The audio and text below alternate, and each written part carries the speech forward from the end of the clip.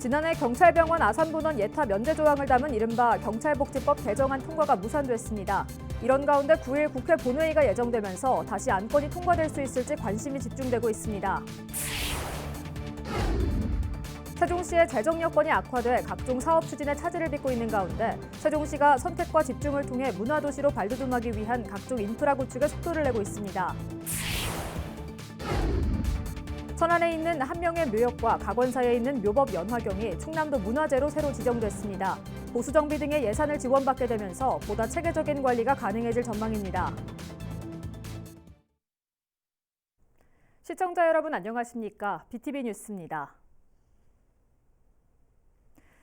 경찰병원 예비타당성 조사 면제 조항을 담은 일명 경찰복지법 개정안 국회 통과를 위해 충남도와 아산시 시민들이 한 목소리를 냈는데요.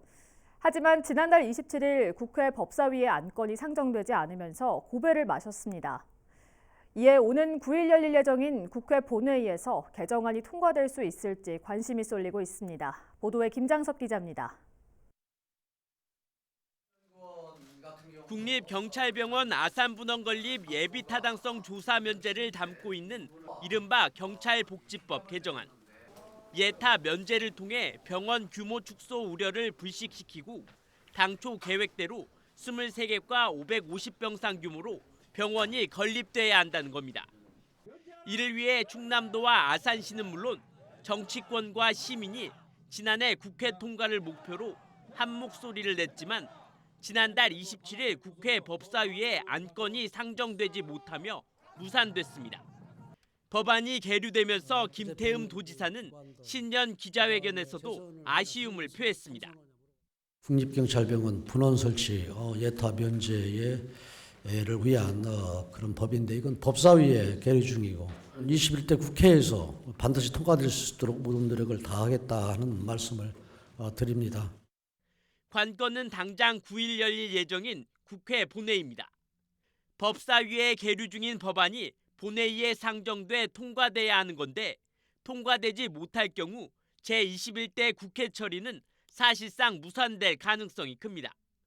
이에 대해 아산시 관계자는 지난달 27일 열린 법사위 회의에서 경찰복지법 개정안에 대해서는 여야 이견이 없는 것으로 확인했다며 이번 국회에서 통과되기를 기대한다고 밝혔습니다.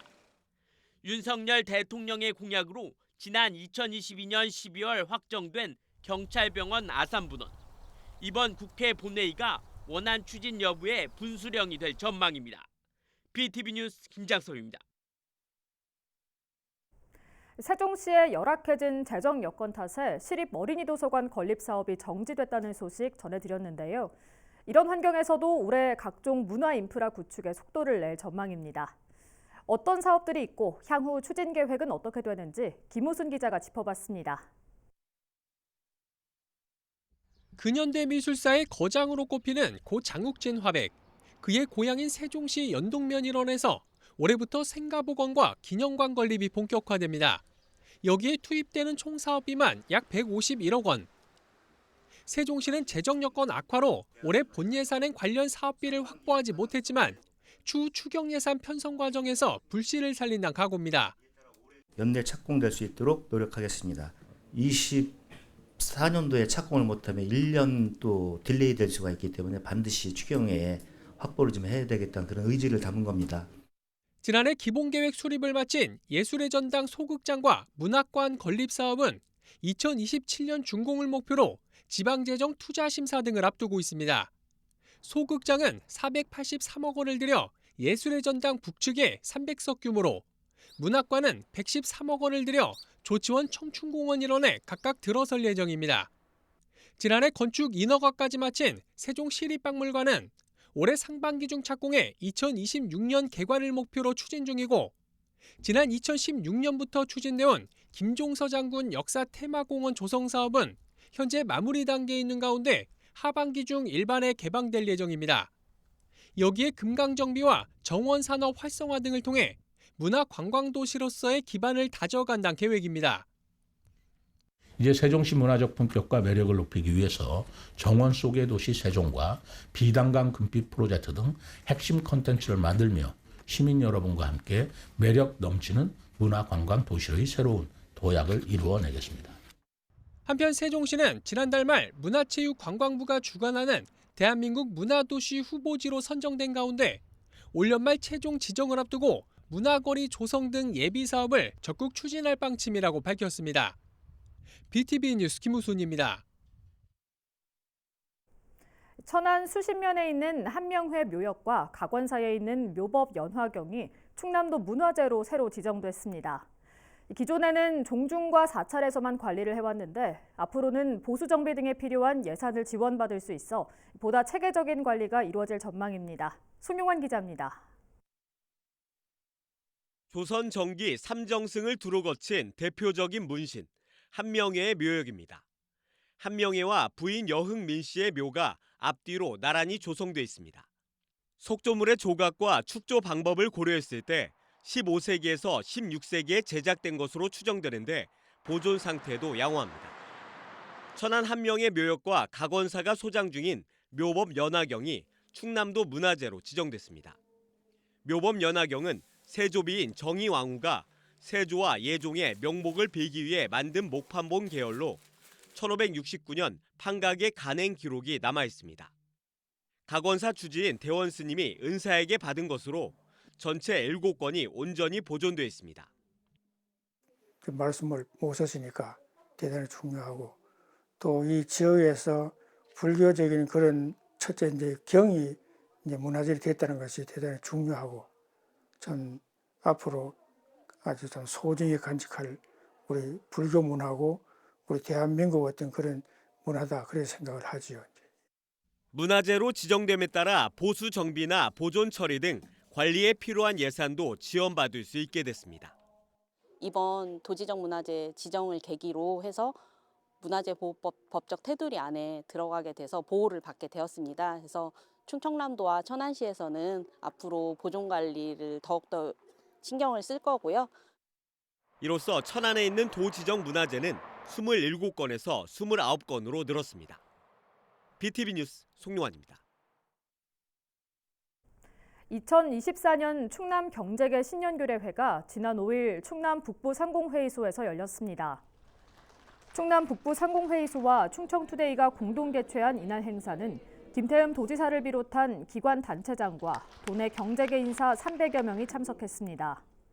문상인 충남 북부상위 회장은 지난해에 이어 올해도 세계 경제의 불확실성이 계속되는 데다 탄소 중립과 4차 산업혁명 도래 등 대전환의 시대에 대비해야 하는 과제가 놓여 있지만 끊임없이 도전하고 혁신해 나간다면 지금의 난관을 슬기롭게 헤쳐나갈 수 있을 것이라고 말했습니다. 박상돈 천안시장이 다음 달 2일까지 31개 읍면동을 돌며 주민들과 소통하는 시간을 갖습니다. 박 시장은 각 행정복지센터와 주요 사업 현장 등을 방문해 추진 상황과 지역 현안을 청취할 예정입니다. 제6대 세종소방서장에 김상진 전 조치원 소방서장이 취임했습니다.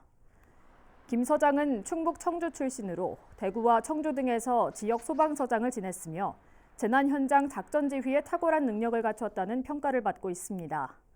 또 이번 인사로 공석이 된 신임 조치원 소방서장에는 이진호 전 세종소방본부 소방행정과장이 취임했습니다. 이 서장은 세종시 전동면 출신으로 세종소방서 대응예방과장 등 주요 보직을 거쳤습니다.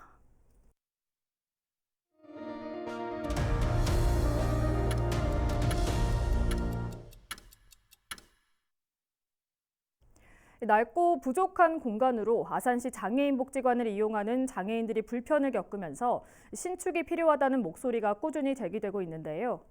아산시가 올해 부지 매입비를 확보하고 건립 추진에 나섰습니다. 보도에 김장섭 기자입니다. 아산시 장애인 복지관입니다. 지은 지 30년이 넘어 노후화되면서 외부 균열은 물론 누수까지 발생하고 있습니다. 여기에 부족한 공간으로 재활치료 등 프로그램도 제대로 제공할 수 없는 실정입니다. 이에 시의회에서도 신축이 필요하다는 지적을 지속적으로 제기했고 지난해 아산시는 연말까지 가시적인 성과가 나올 수 있도록 준비하겠다고 약속했습니다. 공익재산 심의라든가 그런 부분을 그러니까 행정 절차를 이행을 해야지 저희도 추경 예산이 오르기 때문에 이번 추경에는 어렵고요. 금년도 내 추경에는 반드시 반영해서 하도록 하겠습니다. 건립 계획을 마련한 아산시는 올해 부지 매입을 시작으로 장애인 복지관 신축에 나서기로 했습니다. 지하 1층, 지상 4층에 연면적 3,500제곱미터 규모로 다목적 강당을 비롯해 치료실과 직업 적응 훈련실 등이 들어설 예정입니다. 추정 사업비는 약 196억 원입니다. 이를 위해 시는 올해 부지 매입비 13억 원을 확보한 상태로 타당성 검토 용역을 거쳐 내년에 설계 용역을 실시한 뒤 2026년 착공해 2028년 준공될 수 있도록 추진할 계획입니다. BTV 뉴스 김장섭입니다. 정보통신 기술의 발달과 함께 국내외 자동차 산업도 하루가 다르게 급변하고 있습니다. 교통체계도 그만큼 똑똑해지고 있는데요. 2022년부터 추진한 천안시 지능형 교통체계가 준공됐습니다. 어떤 내용이 담겼는지 송용환 기자가 취재했습니다. 신호등에 설치된 CCTV를 통해 교통량과 차종, 대기 차량 등의 정보가 실시간으로 수집됩니다. 통과하는 차량의 번호를 인식해 출발지와 도착지의 이동 구간도 알 수 있습니다. 이러한 정보들은 교통정보센터에 모아져 신호 제어를 비롯한 천안시 교통정책 수립에 활용됩니다. 보행자들의 안전시설도 한층 강화됐습니다. 보행 중에 스마트폰을 사용하는 시민들이 늘면서 바닥에도 신호를 표시해주고 장애인과 노인, 어린이 등 신호가 짧게 느껴지는 보행 약자들을 위한 보행신호 자동 연장 시스템도 도입했습니다. 신호가 바뀔 무렵 횡단보도 안에 사람이 감지되면 보행자 신호가 자동으로 늘어납니다. 국토교통부 공모사업으로 추진된 지능형 교통체계가 준공됐습니다. 국비 57억 원을 포함해 총 사업비 95억 원을 투입해 스마트 교차로 60곳, 스마트 횡단보도 23곳 등이 설치됐습니다. 24년 ITS는 사업비 88억 원을 투입하여 스마트 교차로, 스마트 횡단보도, 교통정보 전광판 등 교통신호 민간 개방과 같은 사업 범위를 지속 확대하여 이를 통해 시는 장기적으로 자율주행 기반의 미래 교통체계를 실현한다는 계획입니다. BTV 뉴스 송용환입니다. 태양광 에너지하면 건물 옥상에 자리한 태양광판을 떠올리기 쉬운데요.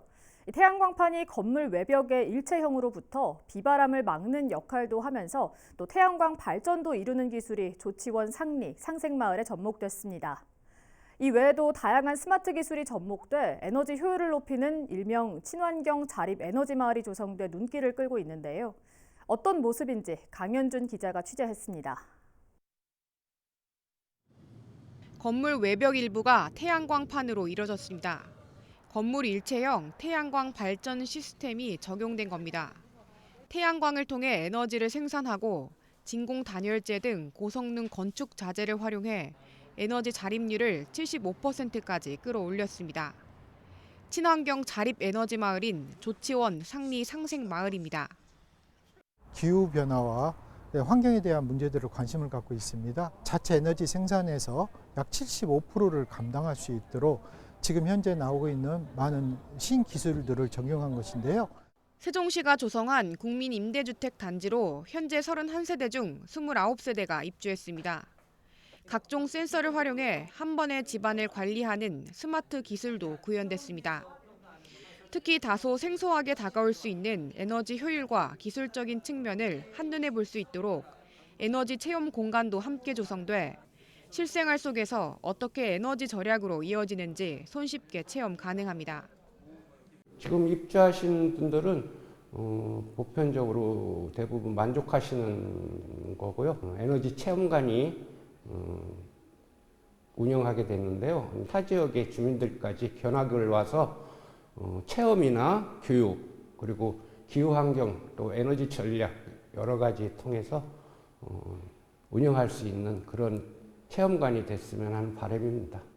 친환경 에너지를 활용하는 것을 넘어 지능형 스마트 기술을 통해 색다른 미래 주거 공간으로 진화하고 있습니다.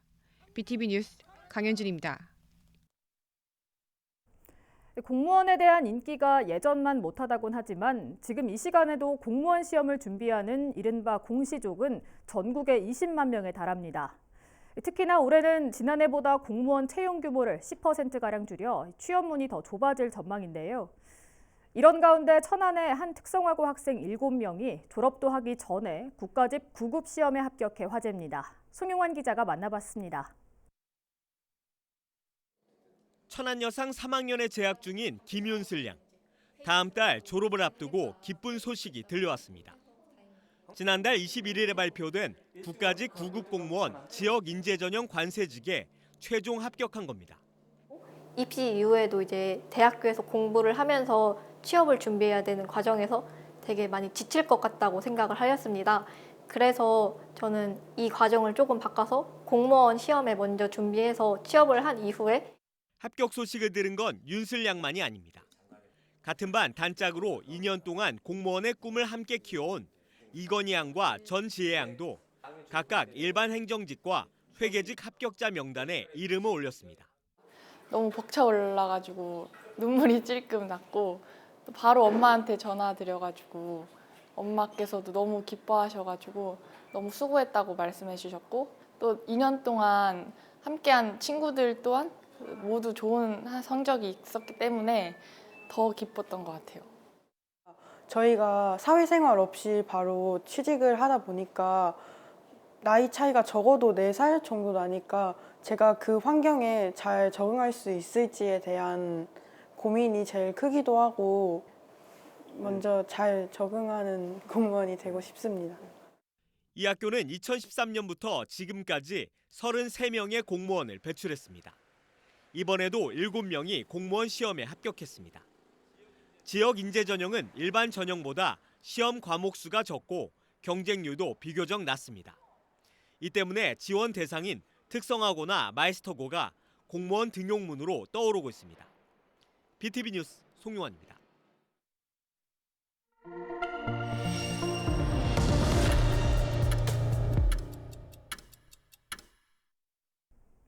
우리 지역 소식으로 이어갑니다. 천안시가 오는 19일까지 대학생 학자금 대출이자 지원을 접수합니다. 2017년부터 한국장학재단에서 대출받은 학자금의 이자를 지원하는 것으로 이번에는 2023년 하반기에 발생한 이자 전액을 지원합니다. 대상은 주민등록상 주소지가 천안이거나 직계존속의 주민등록상 주소가 1년 이상 천안으로 되어 있는 대학생 또는 졸업 후 2년 이내 미취업자입니다. 온라인 또는 우편 방문으로 신청할 수 있으며 자세한 내용은 시청 홈페이지를 참고하면 됩니다. 아산시가 도시지역 빈집 정비 사업을 시행합니다.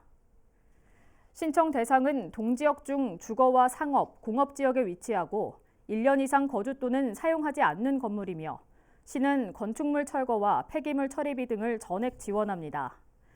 철거 후 해당 부지는 3년간 임시주차장이나 쌈지공원 등 공공용지로 활용되며 신청은 아산시 건축과로 하면 됩니다.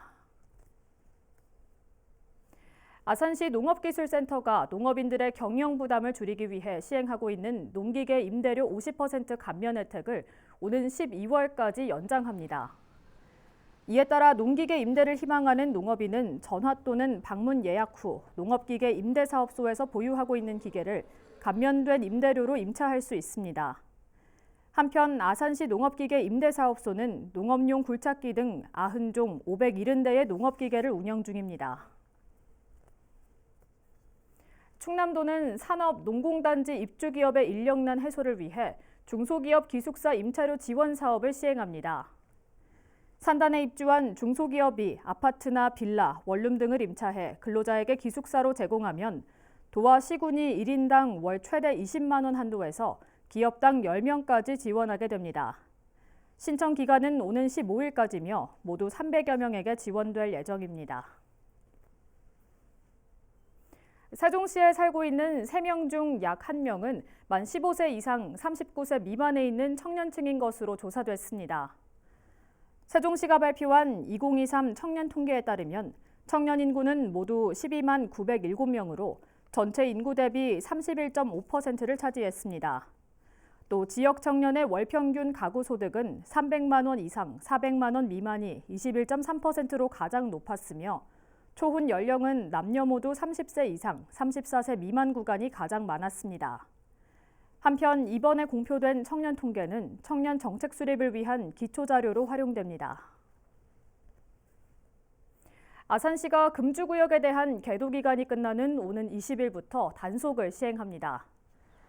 아산시 내 금주구역은 시청사를 비롯해 학교와 어린이집, 어린이공원, 놀이터 등 모두 1,101곳으로 금주구역 안에서 음주를 하거나 술병을 소지하고 있는 행위가 적발될 경우 과태료 5만 원이 부과됩니다. 이번 주 초반까지 영하권 날씨에 맹추위가 이어질 전망인데요. 면역력이 약한 노약자와 어린이는 야외 활동을 자제하고 또 난로와 전기장판 등 난방기 사용 시 화재 예방에 유의하시기 바랍니다. 이상으로 BTV 뉴스를 마칩니다. 시청해주신 여러분 고맙습니다.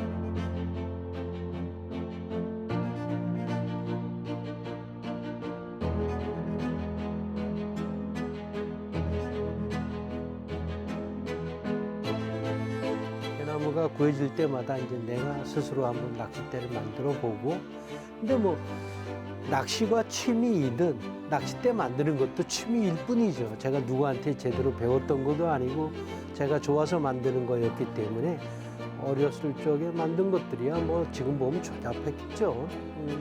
뭐 그렇게 이제 평생 취미였어요. 그래서.